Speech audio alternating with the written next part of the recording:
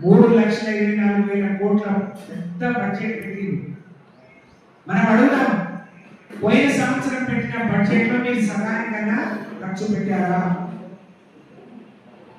నేను మంత్రిగా ఎమ్మెల్సీగా నేను ఇచ్చిన సిడిఎఫ్ నిధులు 3 ఏళ్ళు అయిపోయింది. అధికారంలో బీఆర్ఎస్ ఉన్నప్పుడు చేసిన పనులకు బిల్లులు రాక చిన్న చిన్న నాయకులు చిన్న చిన్న కాంట్రాక్టర్లు ఇబ్బంది పడుతున్నారు.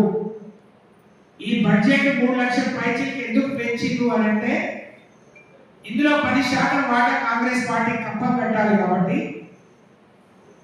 కాంగ్రెస్ పార్టీకి కప్పం కట్టి మీ పదవులను కాపాడుకునే విషయంలో ఉన్న శ్రద్ధ, తెలంగాణ ప్రజలకు ఇచ్చిన హామీలు నెరవేర్చడంలో మీరిచ్చే 10% వాటాలో 10% అన్న ఇక్కడ మనసు పెడితే, దృష్టి పెడితే, ఆలోచిస్తే బాగుండేది రేవంత్ రెడ్డి గారు అని చెప్పి నేను ఈ సందర్భంగా తెలియజేస్తా ఉన్నాను.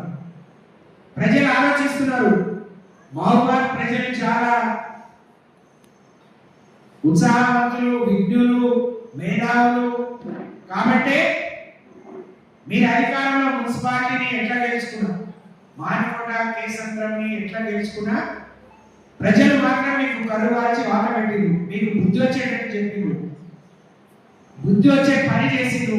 ఇప్పటికైనా బుద్ధి తెచ్చుకొని ఇక్కడి నుంచి గెలిచిన మురళీ నాయక్, రామచంద్ర నాయక్, బలరాం నాయక్ ఇప్పటికైనా మీరు బుద్ధి తెచ్చుకొని, స్లో తెచ్చుకొని ఈ ప్రాంతానికి జరుగుతున్న నష్టాన్ని మరొకసారి ముఖ్యమంత్రికి తీసుకుపోండి.